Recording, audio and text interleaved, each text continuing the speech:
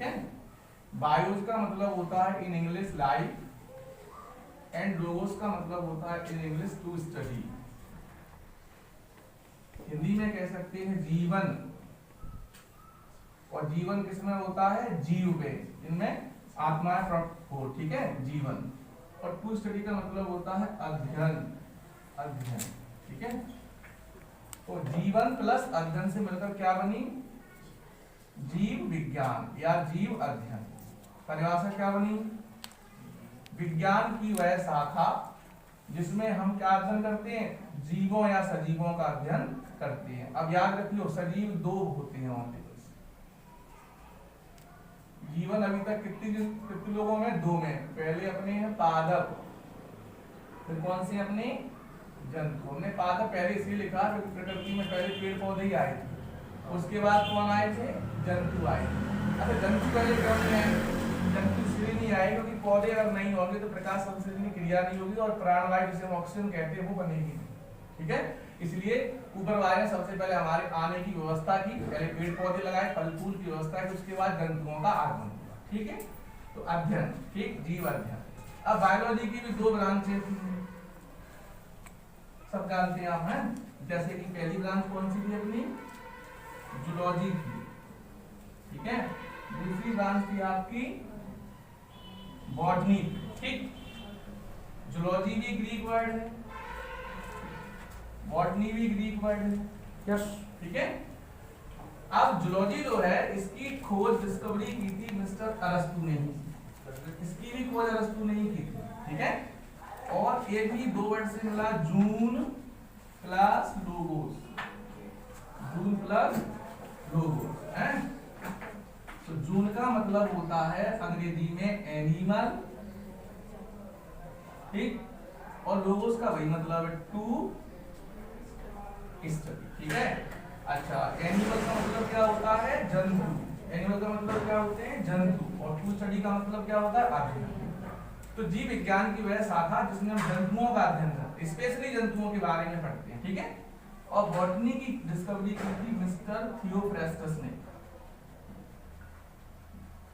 Theophrastus, ठीक। और botany word था वो बना था बोटानी से, जिसका मतलब होता है प्लांट्स, प्लांट्स का मतलब होता है पौधे, ठीक है। तो बॉटनी में स्पेशली अपन पौधों के बारे में पढ़ते हैं और जूलॉजी में स्पेशली अपन एनिमल की स्टडी करते हैं, बायोलॉजी में हम दोनों के बारे में पढ़ते हैं, ठीक है। दोनों के बारे में पढ़ते हैं, ठीक। तो इतनी बात समझ में आई, हो सकता है इसमें से कोई पूछ पाछ ले क्वेश्चन, ठीक। ज्यादातर क्वेश्चन आंख में से पूछे गए हैं, चाहे वो वर्ग एक में स्पेशली हो ही जाता है, 2, 3 और प्लस फॉरेस्ट, सीटेट, आंख में से हर बार एक क्वेश्चन जरूर आता है। नेत्र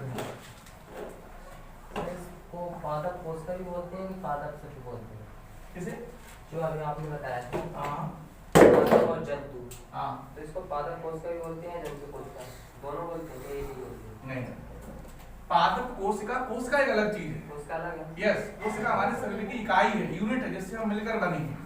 कोशिका के समूह को ऊतक कहते हैं, ऊतक को जब आपस में मिलकर अंग बन जाती है, और जब अंग बन जाती है तो अंग अंग जुड़कर अंग तंत्र बन जाता है, और सारे अंग तंत्र जुड़ते हैं पूरे शरीर का निर्माण, यस। कोशिका जो है ना प्रोकैरियोटिक, कौन सा सब्जेक्ट रहा है हमारा, मेरा यस, एग्रीकल्चर। देखो बेटा, कोशिका जो है सेल, वो दो टाइप की है, प्रोकैरियोटिक और यूकैरियोटिक। इसी बात समझ में आई, प्रोकैरियोटिक और यूकैरियोटिक। प्रोकैरियोटिक कोशिकाएं वे कोशिकाएं होती हैं जो निम्न श्रेणी के जीवों में देखने को मिलती है, लोअर कैटेगरी। अब तुम सोचोगे सर लोअर कैटेगरी और हाई कैटेगरी में क्या अंतर है, तो लोअर का मतलब होता है कि ऐसे जीव जिनके पास विशेष कार्यों को करने के लिए विशेष अंग नहीं, समझ में आई। अपन हाई कैटेगरी में आंख देखने का काम कर रही, कान सुनने का काम कर रही है, हृदय अपना काम कर रहा है, तो अपन कैसे हैं, हाई कैटेगरी। प्रोकैरियोटिक, यूकैरियोटिक कोशिकाएं दो टाइप, ये भी बड़ा कंफ्यूजन है। जहां तक लोग यही जानते हैं कि कोशिकाएं दो होती हैं, दो प्रकार की, पादप कोशिका और जंतु कोशिका। गलत। पादप कोशिका, जंतु कोशिका यूकेरियोटिक कोशिकाओं के प्रकार। कोशिका हमारी जी है मैन। बोलो क्लास समझ में आई? मुख्य कोशिका कौन सी है? Prokaryotic, eukaryotic. इनमें थोड़ा सा डिफरेंस कई बार पूछ लेते हैं। प्रोकैरियोटिक का जो केंद्रक होता है, यस, प्रोकैरियोटिक कोशिका का जो केंद्रक जो होता है वो कैसा होता है? फॉल्स होता है, अर्थात हमें क्लियर दिखाई नहीं देगा। और यूकेरियोटिक कोशिका का केंद्रक जो होगा वो क्लियर दिखाई देगा, उस पर झिल्ली होगी। क्या होगी? झिल्ली। ठीक।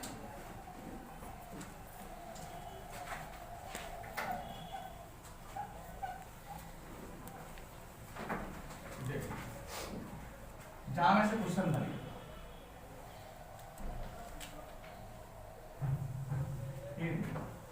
ये मानव नेत्र है। कौन सा नेत्र है? आंख कान। वैसे क्वेश्चन 100% आते हैं, परीक्षा हमने भी कई बार दी हैं तो देखते रहते हैं। ठीक है, ये देखो, ये हमारी आंख का बाह्य पटल है। क्वेश्चन कहां से बनेंगे वो हम तुम्हें बताएंगे, लेकिन पहले हम पूरा पढ़ाएंगे। है ये बाह्य पटल है, इसे हम दृढ़ पटल भी कहते हैं। कौन सा पटल कहते हैं? दृढ़ पटल, क्योंकि ये सबसे बाहर की ओर पाया जाता है, ये कठोर होता है, इसलिए इसका नाम पड़ गया दृढ़ पटल।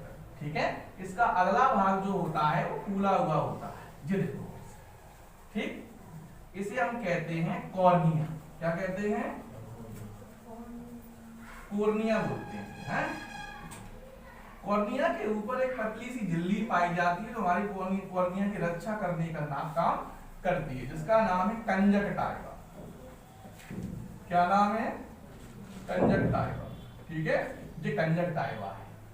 अब यहाँ पर एक क्वेश्चन बन रहा है कि कंजक्टाइवा जो बीमारी है वो कब होती है? तो सुनो ध्यान से, जब हमारी आंख में बाहर से धूल धुआं के कण प्रवेश कर जाते हैं तो हमें एक बीमारी हो जाती है, इसका नाम है कंजक्टाइविटीज। क्या? कंजक्टाइविटीज। ठीक, अब थोड़े और अंदर चलें। ये हमारी आंख का दूसरा स्तर होता है, जिसे हम कहते हैं रक्तक पटल या कोरोइड। क्या कहते हैं? रक्तक पटल या कोरोइड कहते हैं। ठीक है, अब ये आगे की ओर जैसे ही बढ़ता है तो दो नुकीली संरचनाओं का निर्माण करता है, ऐसे करके। ठीक है, इसे हम कहते हैं आइरस। क्या कहते हैं? आइरस कहते हैं। ठीक, इसके बीच में पाई जाती है एक गोलाकार संरचना, जिसे हम कहते हैं तारा या पुतली। क्या कहते हैं? तारा या पुतली कहते हैं।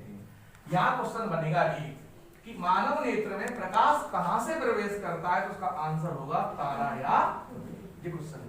ठीक है, यहाँ फिर ये वापस जैसे ही मुड़ती है तो कुछ इस टाइप की संरचना का निर्माण करेगी, ऐसे करेगी जी, देखना। तो इस पूरी संरचना का नाम है इस साइड और इस साइड सिलियरी बॉडी। क्या नाम बोलते हैं इसको? सिलियरी बॉडी या सिलियरी काय। ठीक, और इन दो संरचनाओं को इन्हें बोलते हैं सस्पेंसरी लिगामेंट। सस्पेंसरी लिगामेंट होते हैं। इन्हीं के बीच में मांसपेशियों से बना हुआ एक लेंस फंसा होता है। दूसरा क्वेश्चन ये है कि नेत्र लेंस कहाँ पाया जाता है, तो कहाँ पाया जाता है? सस्पेंसरी लिगामेंट के बीच। ठीक है, ये क्या है? लेंस।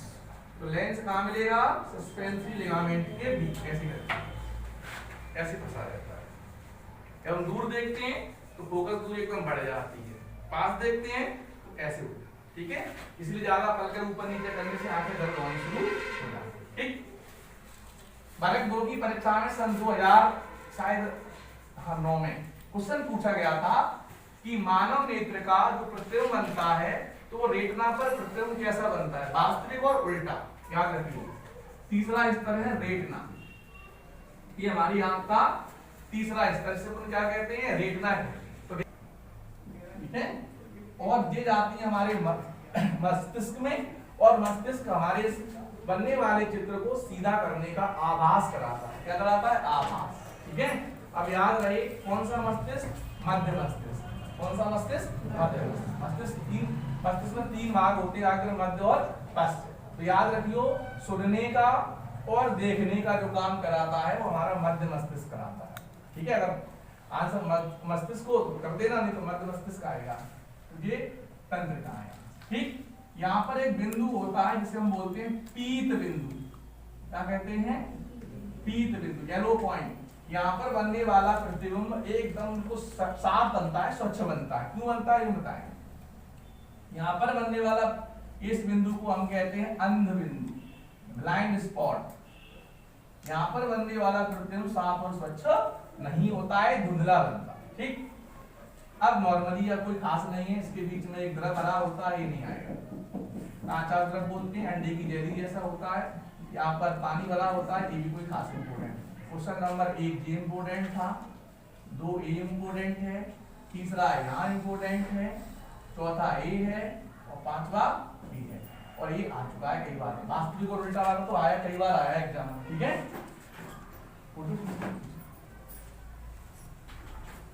रेटना के बारे में थोड़ी चर्चा करेंगे क्योंकि उसमें से क्वेश्चन बनता है।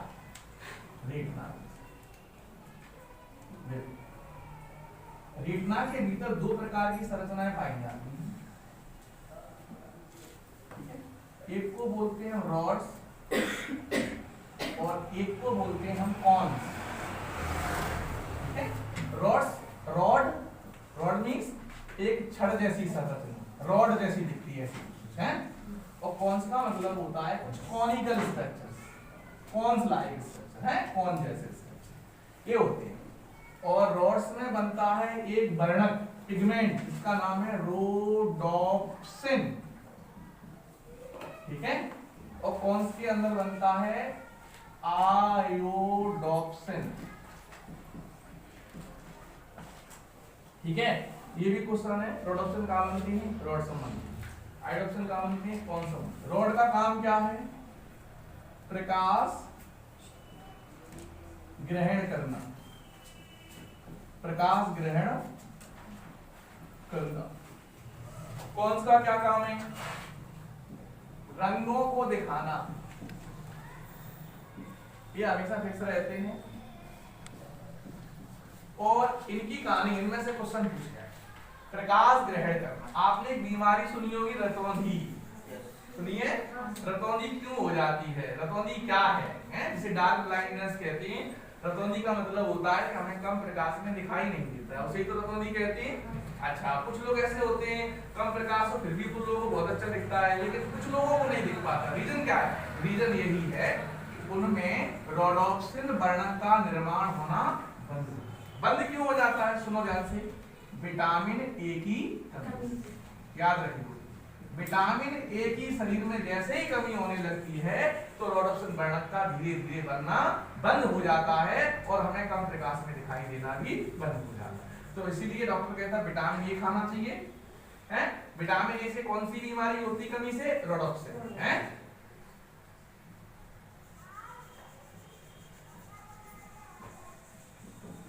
B for बेरी बेरी, सा for स्कर्वी, रा for रिकेट्स और ना for नपुंसकता। ठीक है, A, B, C, D और E। ठीक है, कौन सी से कौन सी बीमारी फैलती है ये इंपॉर्टेंट है। हालांकि विटामिन हम स्पेशली पढ़ाते, विटामिन की खोज जो की थी फंक नामक वैज्ञानिक ने की थी। ठीक है, और ठीक है ऐसे भूल जाए, ऑप्टिमल सीक्वेंस है A B C D E। ठीक है, retinol, thiamine, ascorbic acid, calciferol, tocopherol, phylloquinone और लास्ट में सिट्रिन।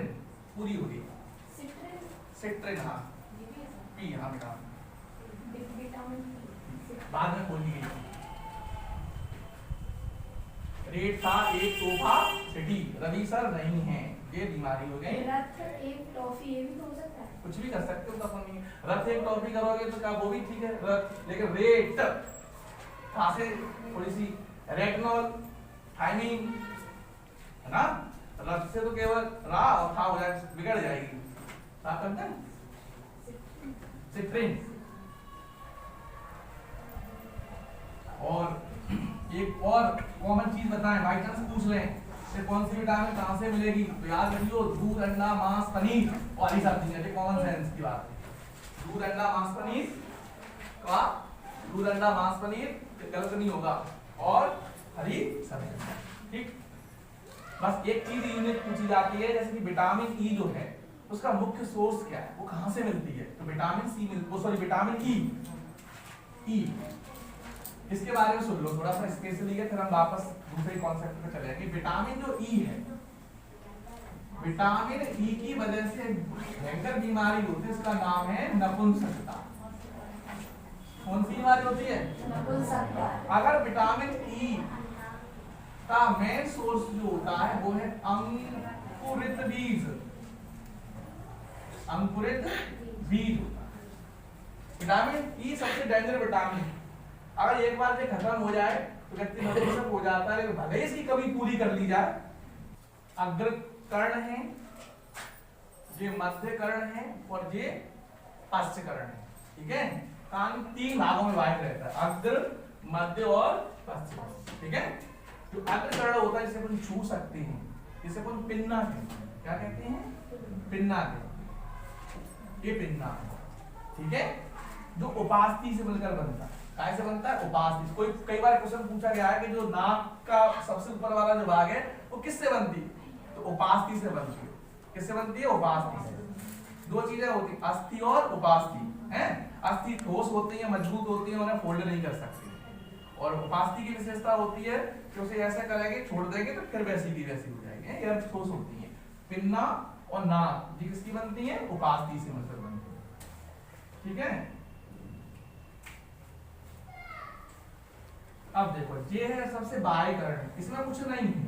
ठीक है, यहां हम जाएंगे तो होता है कर्णपट, कर्णपट जिसे हम कहते हैं टिम्पैनिक मेम्ब्रेन, या कान का पर्दा या कान की झिल्ली, लेकिन मुख्य के शुद्ध नाम जो है वो कर्णपट है। हिंदी में आएगा तो कर्णपट आएगा और इंग्लिश में आएगा तो टिम्पैनिक मेम्ब्रेन आएगा। ठीक है, यहाँ पर देखिए, इसे बोलते हैं हम लोग कर्णनाल। इसे क्या कहते हैं?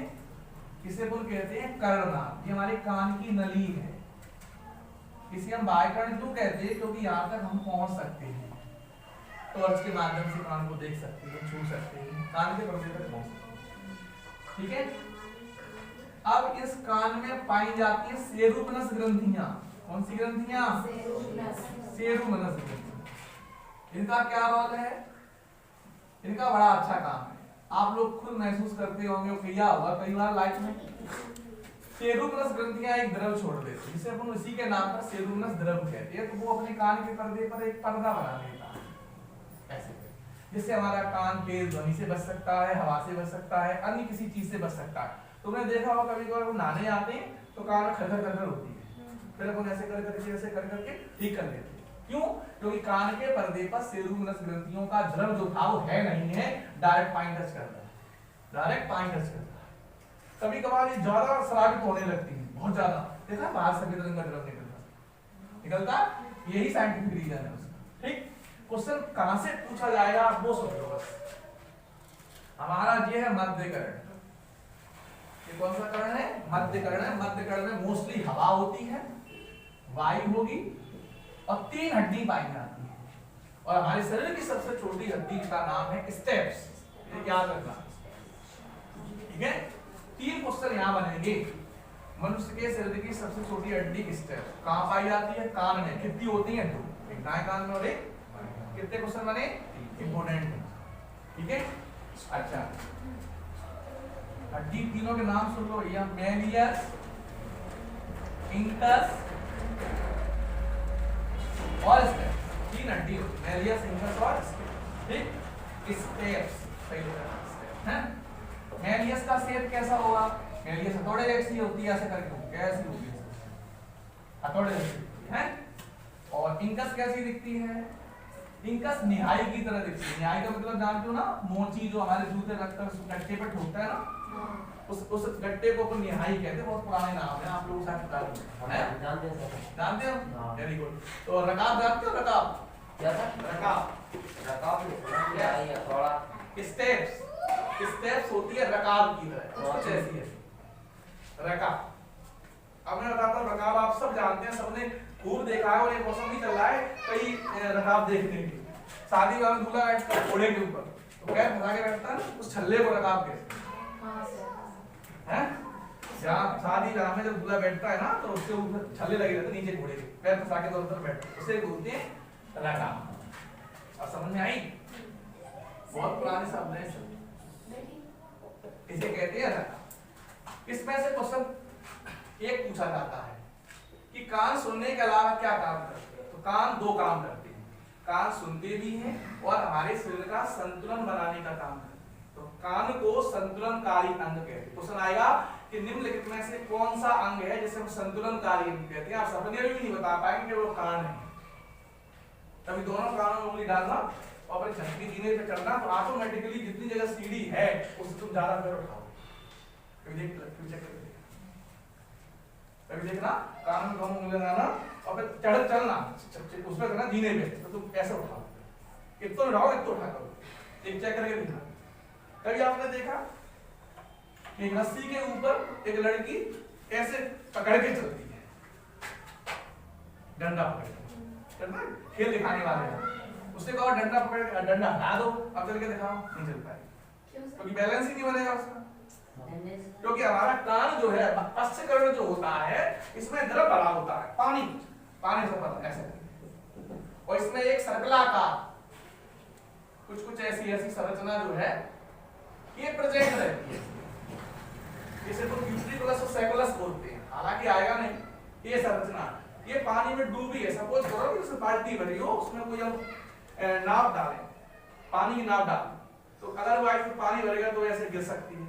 तो ऐसे ही चलते, जब हम किसी पतली जगह पर चल रहे होते हैं ऐसे करके, तो कभी कभार झुकते गिर जाते, कभी कभार झुकते बच भी जाते। कारण क्या है कि ये पानी में डला है, ऐसे करके तैर रहा है, बाई चांस कहीं ऐसे झुका तो हम गिर जाएंगे, और बाई चांस कहीं ये झुकने को है और इसके अंदर का लिक्विड है जिसमें कैल्शियम मैग्नीशियम भरी है, वो इसे ऐसे कर देती है तो अपन बच जाते हैं।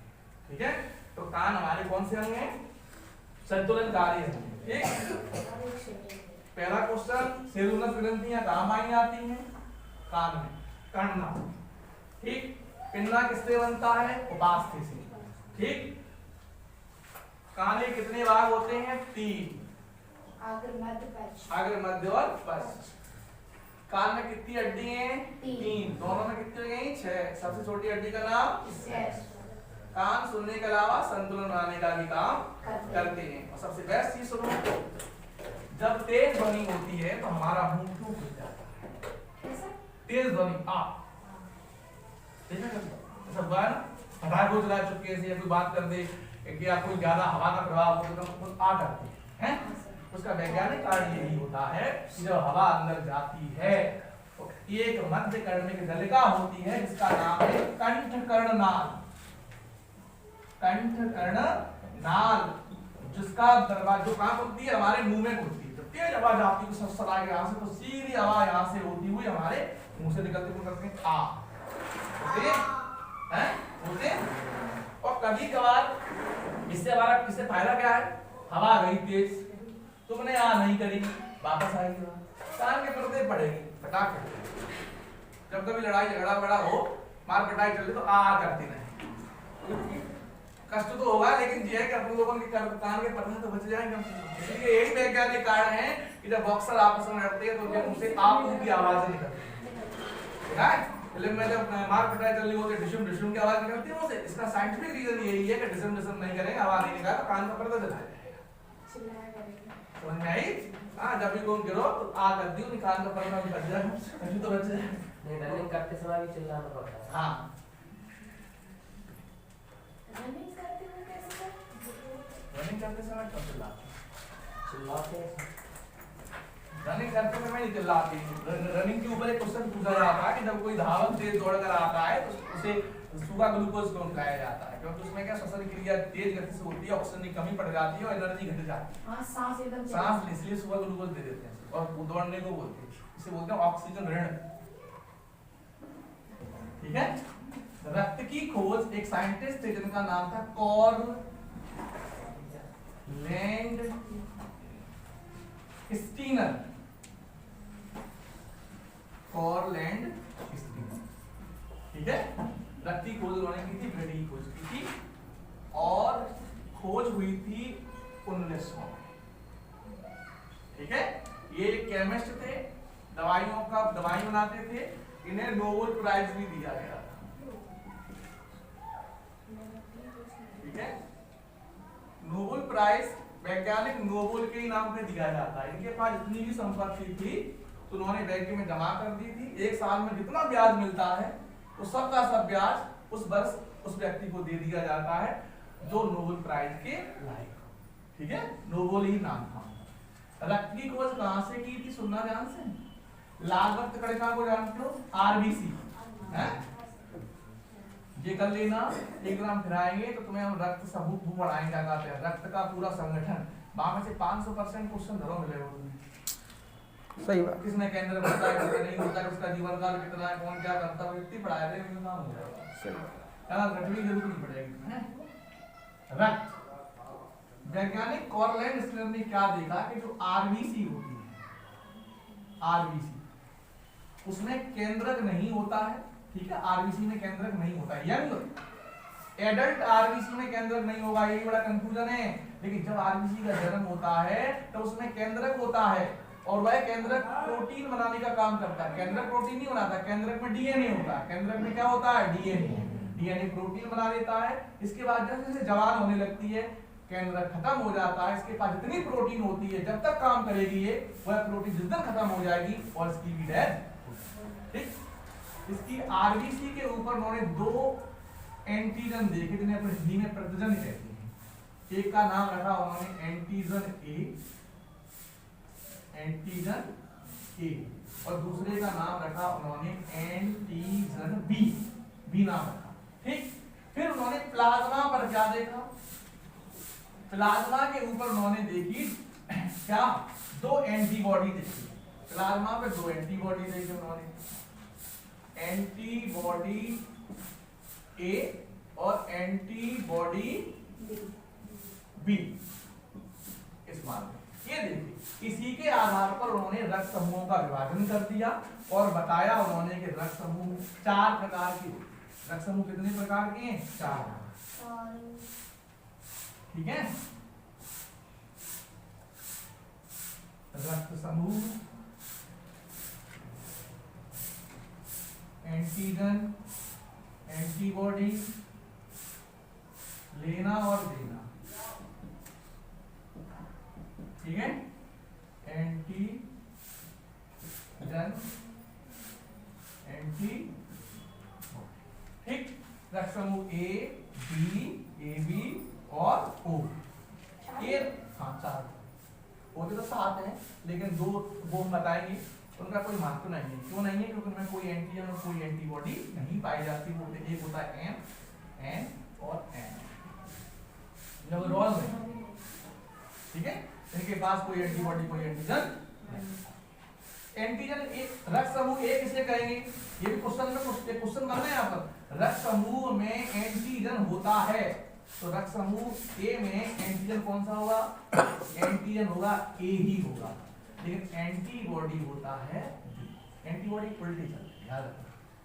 रक्त समूह ए में कौन सा एंटीजन होगा, ए, और रक्त समूह ए में कौन सी एंटीबॉडी होगी, बी। ये क्वेश्चन नहीं है। बी में तो बी रहेगा, सिर्फ एंटीबॉडी कौन सा होगा, ए होगा। हाँ उल्टे चलते हैं, जैसे बी है तो यहाँ पर ए होगा, एंटीबॉडी नेगेटिव है। ए बी में दोनों एंटीबॉडी हैं, लेकिन वो दोनों एंटीजन है लेकिन कोई एंटीबॉडी नहीं। ठीक है। और ओ में थोड़ा मैंने वो नीचे लिखा, ओ में कोई एंटीजन नहीं है लेकिन दोनों एंटीबॉडी प्रेजेंट। अब लोग ओ को फालतू में राजा समझते हैं। लोग कहते हैं ओ तो थोड़ा दानी ग्रुप है, सरल दाता है, कछु दाता पाता नहीं है। आनुवांशिकी में अगर चेक करें तो ए के पास अपनी प्रोटीन है, बी के पास अपनी प्रोटीन है, ए बी के पास अपनी प्रोटीन है, ओ के पास कोई प्रोटीन नहीं है। एज ए वाटर पानी की तरह है, सबसे अप्रभावी ग्रुप है, ये प्रभावी ग्रुप है, इसके पास दोनों प्रोटीन है, इसलिए ए होता है सर्वग्राही और सर्वदाता,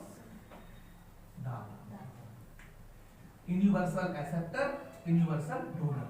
ठीक, ये सभी का ग्रुप सब। अब कौन किसे देता है? तो नॉर्मल लैंग्वेज में अपन कहेंगे पहले ए को दे, ए से ले सकता है, बी से ले सकता है, और ए बी से ले सकता है, ओ से ले सकता है। नॉर्मल कंडीशन में देना तो ए को दे सकता है, बी को दे सकता है, ए बी को दे सकता है, और ओ को दे सकता है। आप थोड़ी सी कंडीशन चेंज करेंगे। ए बी लेना तो ए से तो लेगा साथ में किससे लेगा? ओ से। क्यों?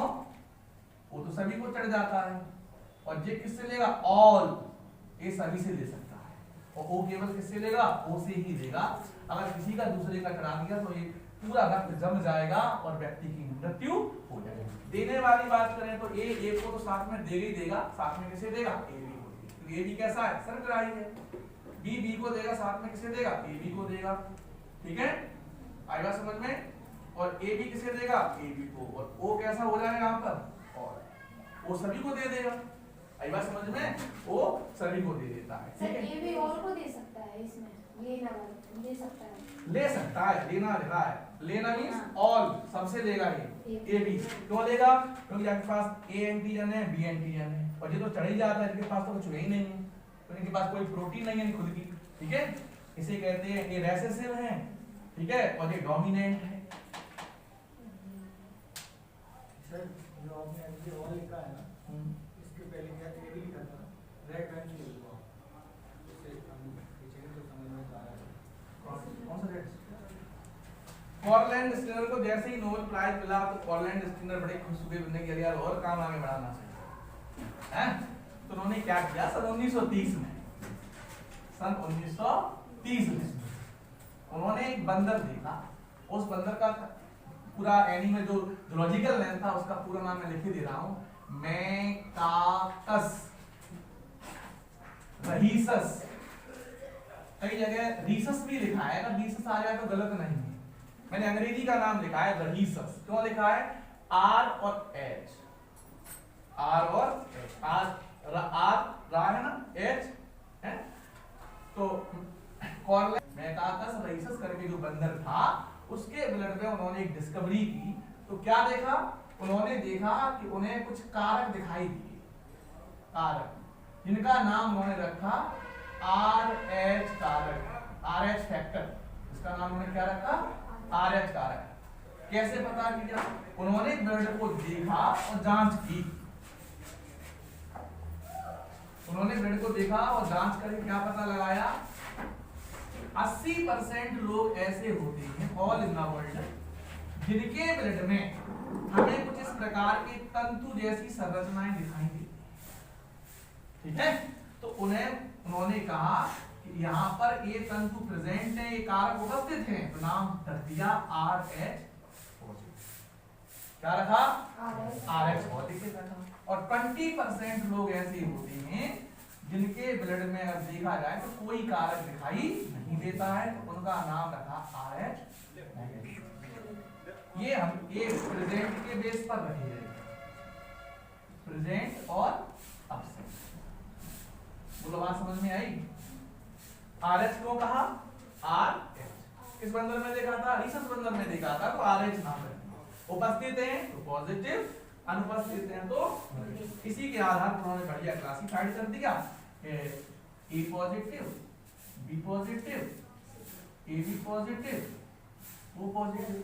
इधर उन्होंने लिखा A negative, B negative, A B negative, और ऐसे कर दिया उन्होंने। सर सबसे खतरनाक ब्लड कौन सा होता है? खतरनाक कोई ब्लड नहीं होता है, बोलते हैं वो नेगेटिव होता है। नेगेटिव ब्लड कम लोगों में मिलता है। अब देखो 20% है ना, ये भी बहुत खतरनाक है। भी अभी तो देख सुल्तान दिन देखी, उसमें उसके बच्चे को कम पड़ गया था, कम मिलता है, इसलिए उन्होंने ब्लड बैंक खोली थी, सभी को मिल पाए।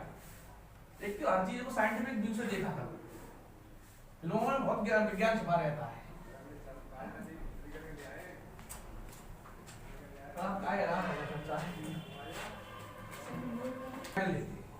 क्या लेते हैं? दो स्लाइड लेते हैं, कांच की होती है। और हमारे प्रयोगशाला में सीरम मिलती है, इसकी दो प्रकार की, जिसे कहते हैं एरोधी सीरम, एरोधी सीरम, और दूसरी होती है बीरोधी सीरम। ठीक है। अब जिसकी भी जांच करनी होती है, जिसके ब्लड की जांच करनी होती है, तो हम क्या करते हैं कि उसका ब्लड डाल लेते हैं ऐसे करके, तो इसका ब्लड डाल, अब दूसरा वाला बढ़ाते हैं, इसमें एरोधी सीरम मिक्स, इसमें विरोधी सीरम मिक्स कर ले। अब कुछ मिनट के बाद देखते हैं कि अगर हमारा एरोधी सीरम वाली प्लेट पर रक्त के थक्का बनता है, जैसे अपना जमा हुआ, तुमने दही देखा है, अगर वो पानी छिलछिलाता रहता है, बीच में थक्के थक्के देखते हैं, सिमिलर लाइक अगर ऐसा बनता है, इस पर थक्का बने तो ब्लड ग्रुप ए है, इस पे ना बने, इस पे बन जाए थक्का ऐसे करके तो ब्लड ग्रुप बी है। ठीक।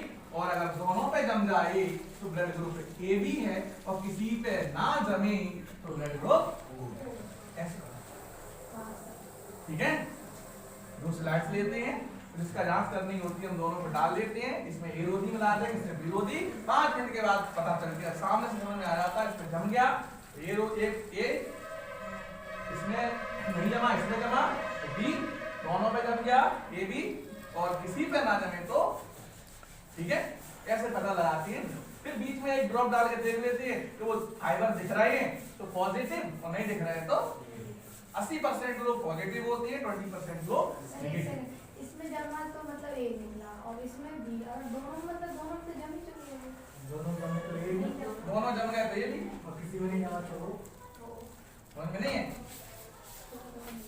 अब इस बात, जैसे मान लो हमने तुम्हारा ही ब्लड जांच किया, तो हमने तुम्हारा ब्लड इस पे रखा, इस पे भी रखा, तो हमने क्या देखा कि तुम्हारा ब्लड मतलब इस पे नहीं जमा और इस पे जम गया, तो तुम्हारा कौन सा हो गया? ए हो गया। अब हमने इन भैया का ब्लड ग्रुप लिया, इस पे डाला, इस पे डाला, ठीक है, इस पे डाला, इस पे डाला, तो पता चली कि इस पे तो इनका नहीं जमा, इस पे जम गया, तो बी हो गया। ठीक है। अब हमने एनजी का लिया, डाला, पता चला कि इनका दोनों पे जम गया, तो इनका ए भी हो गया। फिर इस लड़के का ले लिया, पता चला जमा ही नहीं, तो इसका ओ हो गया। ऐसे क्या करता है? अब नोट ठीक है। मानव हृदय, पहली बात, पहला क्वेश्चन, मानव हृदय जो होता है वो कहां पाया जाता है? फेफड़ों के मध्य, फेफड़ों के याद रखियो।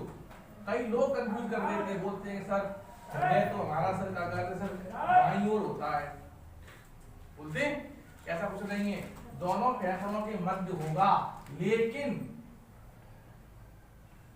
राइट साइड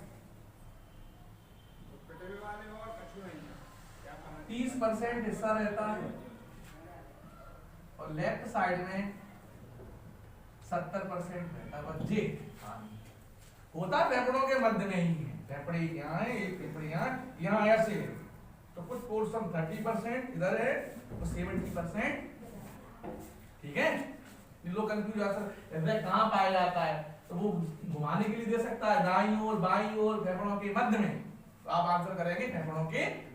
फॉरेस्ट विभाग में क्वेश्चन पूछा गया था कि रक्त का शुद्धिकरण कहाँ होता है, कई अच्छे अच्छे कोचिंग ने किडनी में आंसर लगा दिया, लेकिन आंसर गलत था, आंसर है फेफड़े, रक्त का शुद्धिकरण फेफड़ों में होता है, ठीक है। तो किडनी में केवल छनन होता है, फिल्ट्रेशन होता है, जहां से यूरिया और ब्लड को अलग अलग किया जाता है। बहुत से लोगों ने गलत लगाया, और हमारे सामने सेकंड सर पढ़ाते थे, तो ऐसे करके पेपर पढ़ लेते थे, जैसे बच्चे बोलते सर हमारा ये क्वेश्चन सही है, आप बताओ सर, पूछने लगते हैं बायोलॉजी क्वेश्चन जे आए सर, तो हम बता देते थे उन्हें कि इसका आंसर ये होगा, ठीक है। क्या समझ में आएगी? सबसे ज्यादा कहाँ होगा? लेफ्ट में, कम होगा राइट में, लेकिन आंसर होगा आता है इसका क्वेश्चन। चलो दूसरा क्वेश्चन बताते हैं, हमारा हृदय का कौन सी गुहा में पाया जाता है? अपने शरीर में 2 गुहाएं हैं, जहां तक यहाँ पर हड्डियां हैं, ये वक्ष गुहा है और ये उदर गुहा है, ठीक है। ये कौन सी? उदर यानी पेट। तो हृदय कहाँ है? वक्ष गुहा में। वच्छ गुहा। अब यहाँ पर इंग्लिश वर्ड अगर यूज करें तो हिंदी में तो समझ में आ जाता है कि नर वच्छ गुहा, मादा वच्छ गुहा, लेकिन अंग्रेजी में अगर हम बात करें तो फीमेल के लिए हम ब्रेस्ट और ह्यूमन के लिए, आदमी के लिए, सॉरी मेल के लिए हम चेस्ट। दोनों कंफ्यूजन, दोनों याद रखना। तो हृदय कहाँ है? वच्छ गुहा। ठीक, अच्छा अब हमारा हृदय थोड़ा अंदर और चलती है। हृदय में कक्ष 4 होते हैं। मानव हृदय में कोष्ठ या कक्ष कितने हैं? 4 हैं, जिसमें से 2 आलिंद और 2 निलय। ठीक है, कंफ्यूजन याद कैसे रखोगे सर? आलिंद कहाँ, निलय कहाँ? नीचे, निलय नीचे होते हैं, आलिंद कहाँ होते हैं? आगे नहीं, ऊपर। अरे कैसे याद रख सकते हैं? ठीक, हमारे हृदय में झिल्ली होती है दोहरी, पेरिकॉर्डियल, पेरिकॉर्डियक झिल्ली। कौन सी झिल्ली? पेरिकॉर्डियक झिल्ली। ये दोहरी होती है, डबल ऐसे करके पूरे हेड पर चढ़ी होगी, वाला बताएं बना के तुम्हें हेड। ये पेरिकॉर्डियक है। ये बाहर वाली को बोलते हैं पेराइटल और अंदर वाली को बोलते हैं विसरल। अब कंफ्यूजन भूल जाओगे, पापोर पहले, बी4 भीतर। कैसे याद रखिए हैं? इसमें भरा होता है द्रव, इसका नाम है पेरिकॉर्डियक द्रव। ये कई बार पूछ जाए, हृदय की 2 झिल्लियों के बीच में कौन सा द्रव भरा होता है? पेरिकॉर्डियक द्रव। ठीक है, ये हमारी बड़ी सहायता कर, हम गिर जाते हैं, धक्का मुक्की हो जाती है, तो ये बीच में आपस में दोनों लेयरों को मिलने नहीं देता है, बचा लेता है, हमारे हार्ट में चेस्ट में दर्द होने से बचा लेता है। ठीक है, आगे सुनो। मानव हृदय जो है उसकी लंबाई 12 सेंटीमीटर, चौड़ाई 9 सेंटीमीटर और मोटाई 6 सेंटीमीटर। यस, मानव हृदय। तो L4 लंबाई को L मान लें, चौड़ाई को C मान लें, थोड़ी देर के लें, M ट्रिक बता रहे हैं, LCM बराबर 1296। कैसे याद रख लो? 12, 9 और 1296। LCM बराबर 1296, ऐसे याद रख लो हैं। आगे दूसरी बात, वजन, भार, ये पूछो जाएगा। औसत भार, मानव हृदय का औसत भार 300 ग्राम होता है। ठीक है, और मेल के हृदय का वजन होता है 320 ग्राम और फीमेल के हृदय का वजन होता है 260 ग्राम, 240। ये इनके वजन का। ठीक है, स्त्री का हृदय छोटा होता है, ठीक है, मनुष्य का हृदय बड़ा होता है, इसलिए मनुष्य बड़ी बड़ी बातों को ग्रहण करके शांत स्वभाव में रहते हैं। समझ में आई? अटैक हमेशा औसत भार क्या होता है सर? औसत भार दोनों का जोड़, रेशियो है। और मनुष्य पे अटैक ज्यादा पड़ते हैं क्योंकि वो बड़ा हार्ट होता है, टाइम से वहां ब्लड पहुंचाना होता है। फीमेल का हार्ट छोटा होता है तो आराम से ब्लड पहुंचता रहता है। तो उन्हें बहुत कम सुना होगा कि महिलाओं पे अटैक पड़ेगा, हैं? वो तो अटैक दे देती हैं। बात ही ऐसी करनी शरीर से बात करें सर सेम की बीज की तरह होता है? नहीं, वो किडनी होती है। अच्छा, वो जीन से डायरेक्ट किडनी।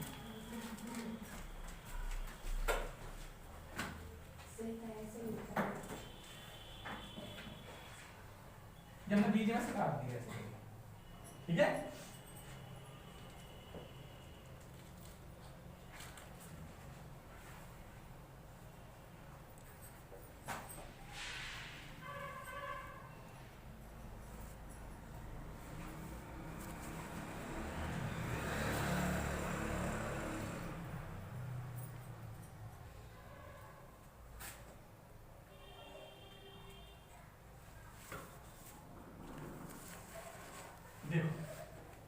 मानव हृदय में 4 कक्ष होते हैं, इन्हें हम आलिंद कहते हैं।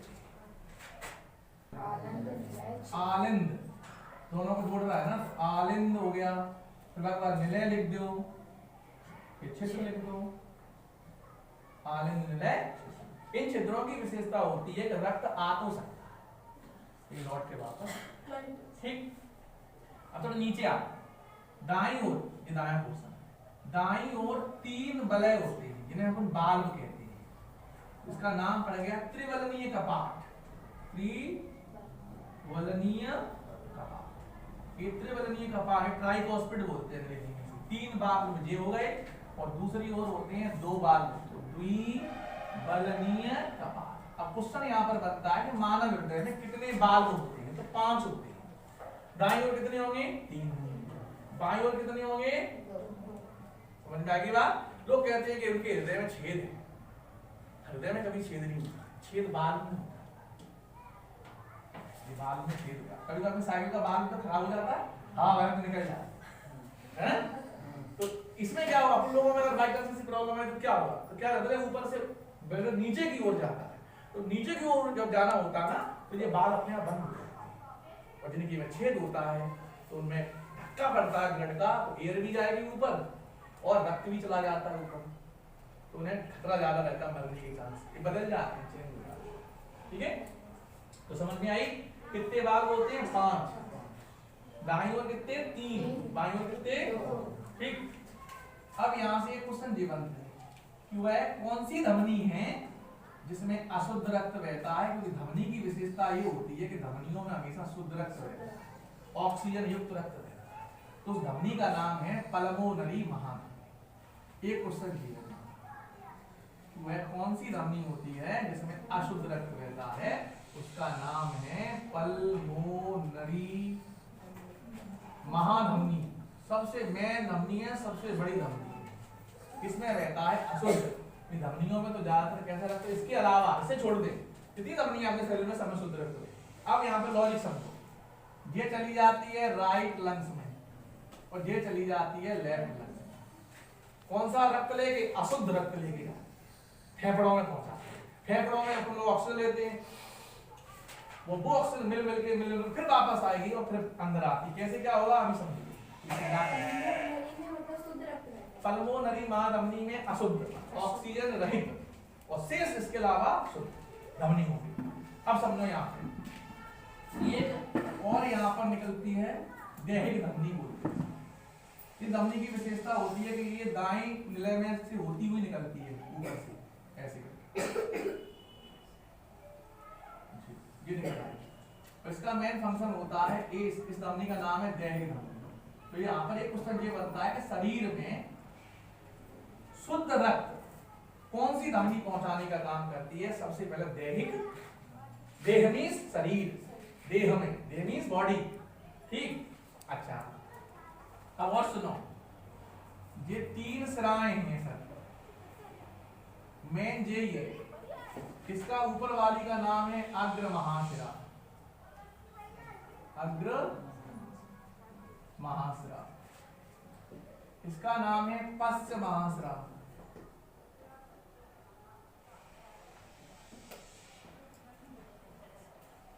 इसका नाम है कोरोनरी। तीनों के अच्छे काम है। अग्र महाशिरा हमारे हृदय के ऊपर से पूरा ब्लड जहां भी अशुद्ध भरा है सब बटोर बटा के ले आएगी और कहां पहुंचाएगी? दाएं आलू में पहुंचाएगी। पश्च महाशिरा हृदय के नीचे से पैर की उंगली सब जगह से बटोर के लाएगी और कहां पहुंचाएगी? कोरोनरी महाशिरा क्या करेगी? हृदय के चारों तरफ से जहां अशुद्ध भरा है खींच खींच के कहां लाएगी? और इससे ये बाल के थ्रू ब्लड कहां जाता है? अब यहाँ पर ये क्वेश्चन वेरी इंपॉर्टेंट ये बनता है कि अशुद्ध रक्त मानव हृदय में किस ओर पाया जाता है? तो आंसर है दाईं। देखो है आलिंद अशुद्ध रक्त कहां भरा है? दाईं। ये भी एक क्वेश्चन है, मानव हृदय में अशुद्ध रक्त कहां पाया जाता है? किस ओर? दायां हृदय भी दे सकता है और दायां आलिंद भी दे सकता है। आपकी इच्छा 3 प्रकार से आ सकता है। दाएं आलिंद में किस प्रकार रक्त होता है? अशुद्ध। दाएं हृदय में किस प्रकार रक्त होता है? दाईं ओर कौन सा रक्त होता है? 3 क्वेश्चन। ठीक, अब सुनो, अब ये अशुद्ध रक्त आ गया, अब ये ऊपर जाएगा और ये ले जाएगी कहां? राइट लंग्स और ये ले जाएगी किसके लिए? ऑक्सीजन मिलेगी, शुद्ध हो जाएगा। अब यहाँ पर ये भी एक क्वेश्चन है, वह कौन सी सिराएं होती हैं जिनमें शुद्ध रक्त पाया जाता है तो उनका आंसर है पल्मोनरी महास्राव। ये कौन सी स्राव? पल्मोनरी महास्राव। ये दो, इनमें शुद्ध रक्त भरा होता है और इसके अलावा जितनी स्राव मिलेंगी सब में अशुद्ध। स्रावों में हमेशा अशुद्ध रक्त होता है, पल्मोनरी महास्राव को देखो, ठीक है। गौर से देखना, ये देखो, ये एक जुड़ जाएगी राइट लंग से, एक जुड़ जाएगी, वहां से जो शुद्ध रक्त होगा वो लेके आएगी और बढ़िया तरीके से। अब ये हो गया रेड, ऑक्सीजन मिल गई, लाल हो गया है। यहाँ से बाल से कहाँ आया? यहाँ गया, तो यहाँ से सीधा गया और हमारे शरीर में कैसा पहुंच गया। अब यहाँ पर एक क्वेश्चन और बनता है कि मानव शरीर किस ओर शुद्ध रक्त होता है? बाईं ओर। समझ में आई? बाईं आलू में शुद्ध, बाईं हृदय में शुद्ध, बाईं ओर शुद्ध, ठीक है। तो की बात अच्छे समझ में आई। कहाँ कैसे जाऊँ, मेरे क्वेश्चन है यहाँ हृदय में से पूछो, वो जहाँ से बाहर नहीं है, क्या पेपर देख लियो, क्या पुराने पेपर चेक करके देख लियो, ठीक है। अगर अच्छे से नोट कर लो, एग्जाम में एक्स्ट्रा चीजें, बहुत सी चीजें सोचिए। मनुष्य एक अद्भुत प्राणी है, कुछ चीजें ऐसी बनाओ जो उसके कंट्रोल में नहीं है। जैसे अपन अगर गुस्सा बाई चांस कि ये हृदय पेशी को नहीं बनो हो तो, या दूसरी पेशी का बना हो तो अपन चालक रोक ले, रुक जाओ मत धड़को, शांत रहो, रुक जाओ, व्यक्ति की मृत्यु हो सकती है। अगर खूब कहें हृदय से मत धड़को, लेकिन वो जरूर धड़केगा, क्योंकि वो अनैच्छिक पेशी यानी हृदय पेशियों से बना है जो मनुष्य की इच्छा के अनुसार काम करेंगी ही नहीं। समझ में आई? कुछ चीजें ऊपर वाले हैं। 1 मिनट में कितने बार? 70 से 72 बार आप 72 आंसर दो, ठीक है। 72 एनसीईआरटी में 72 लिखे हैं, ठीक है। अब यहाँ पर एक अच्छी चीज समझो, ये बताओ तो जहाँ हृदय के अंदर घूमते हैं तो हम सबसे पहले यहाँ से एंट्री करी हमने, हैं? यहाँ से करी, फिर यहाँ से गए और यहाँ निकल गए आगे। तो एक बार आए, एक बार निकले और निकले कहाँ पहुंचे? फेफड़ों में पहुंचे, हैं? वहां से घूमते टहलते आए, फिर अंदर आए, फिर यहाँ पर फिर नीचे गए, फिर आए और फिर बाहर चले गए। तो मनुष्य के हृदय में 2 बार रक्त आता है और 2 बार रक्त बाहर जाता है। इसीलिए मनुष्य के हृदय को दोहरा परिसंचरण तंत्र अगर कोई पूछे कि दोहरा परिसंचरण तंत्र क्यों कहते हैं, इसका उत्तर होगा कि 2 बार रक्त आता है और 2 बार रक्त बाहर। एक बार यहाँ आया, एक बार यहाँ आया, दूसरी बार यहाँ बाहर है, तीसरी बार यहाँ अंदर आया और चौथी बार अंदर बाहर आया। 2 बार आया और 2 बार, इसीलिए हम मानव हृदय को दोहरा परिसंचरण तंत्र के नाम से, ठीक है। मनुष्य का हृदय जो होता है उसका एक चक्र जो होता है यहाँ से वहां तक आने और जाने का, ठीक है, उसे हम कहते हैं कार्डियक साइकिल, और उसका टाइम होता है 0.8 सेकंड। ये हृदय हमारा एक चक्र जो पूरा करता है उसकी टाइमिंग कितनी है? 0.8 सेकंड। 1 मिनट में हमारा हेड जो है 72 बार 72 बार। तीसरा क्वेश्चन है, 1 मिनट में हमारा हेड जो है वो 5000 ml ब्लड या 5 लीटर ब्लड को पंप करता है, ठीक है।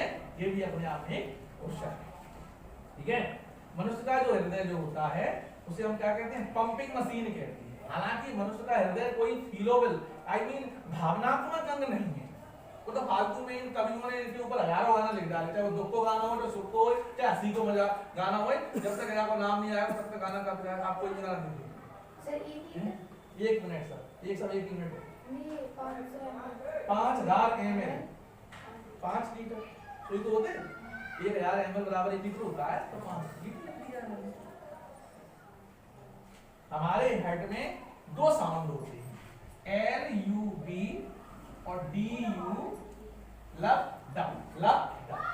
लब की टाइमिंग होती है 0.5 सेकंड और डब की होती है 0.3 सेकंड। टोटल जोड़ देते हैं तो हो जाता है 0.8 सेकंड, ठीक है। इस ध्वनि को सुनने के लिए हम एक अंक स्टेथोस्कोप का प्रयोग करते हैं, जिसे हम अपनी भाषा में आला कहते हैं। जो डॉक्टर की शान होता है उसी से पहचान होती है कि डॉक्टर जब दोनों टांगे चलता उसका नाम क्या? स्टेथोस्कोप। लब डब की ध्वनि सुनने के लिए किस उपकरण का प्रयोग किया जाता है? स्टेथोस्कोप, जिसे हम क्या कहते हैं? ठीक, अंदर दर्द सुनाई पड़ती है। रियल साउंड होता है लब और ड। लब की टाइमिंग होती है 0.5 और इसकी होती है 0.3, दोनों को जोड़ दें तो 0.8। एक चक्कर कितने में पूरा होता है? 0.8 से। ठीक, तो इस ध्वनि को सुनने के लिए कौन सा उपकरण? स्टेथोस्कोप का प्रयोग करते हैं। ठीक, आप करते हैं। और तपस्या हमेशा करते रहना चाहिए, भले ही तपस्या को कम समय में, लेकिन तैयारी हमेशा रखना चाहिए। जगह निकले और जाए, अब लोग क्या करते हैं? फार्म भर दिया, लेकिन अब हम तैयारी करें, ये गलत है। तैयारी हमेशा करते रहना चाहिए और निरंतर करना। दे नहीं है कि सर के आएगा या पढ़ना है, जितना पढ़ोगे वो आपके लिए फायदेमंद है, समझ में आई? इसलिए हमेशा पढ़ता रहना चाहिए। और पढ़ने से क्या है कि भूलते नहीं। 1 घंटा से पढ़ के नहीं आए तो आधे घंटे पढ़ लो, घर भी पढ़ ले, फोन पढ़ ले, जरूरी रहती है। तो पढ़ोगे लिखोगे तो ये कि आगे चल के नौकरी मिलती रहती है। कोई लोग जैसे आप पढ़ लिख के आप नौकरी छोड़ देंगे। हाँ, तो 2 में लगी, 3 में लगी, पटवारी में लगी, 3 का भी केस चल रहा है। हाँ, तो ऐसी कोई परीक्षा नहीं है जो नहीं दी हो, हम फंस नहीं हुए हैं। तो ऐसा है, आप लोग हमेशा पढ़ो। पढ़ने से क्या है कि नॉलेज बना रहता है और उससे अटैचमेंट रहता है। ठीक है, तो एक ही बात समझ में आई? हृदय के बारे में समझ में आया थोड़ा बहुत? हाँ, इसकी ज्यादातर कंफ्यूजन वाले क्वेश्चन कभी नहीं पूछे जाते परीक्षा में, शुद्ध क्वेश्चन पूछे जाते हैं। ठीक है, तो जी आपका हार्ट था, आपने बार से पढ़ाया, भीतर से कुछ नहीं ज्यादा विशेष पढ़ाया, ऊपर से बता दिया जहाँ मेरे क्वेश्चन बने। ठीक, ऐसा ठीक है। बस लोग यही जानते हैं कि जड़ कौन सी होती है और तना कौन सी होती है। अब लोग ये सोचते हैं कि जो मिट्टी में है वो ही जड़ है, ऐसा कुछ नहीं है। तने मिट्टी के भीतर भी उगते हैं। आलू अपना तना है, आलू तना है,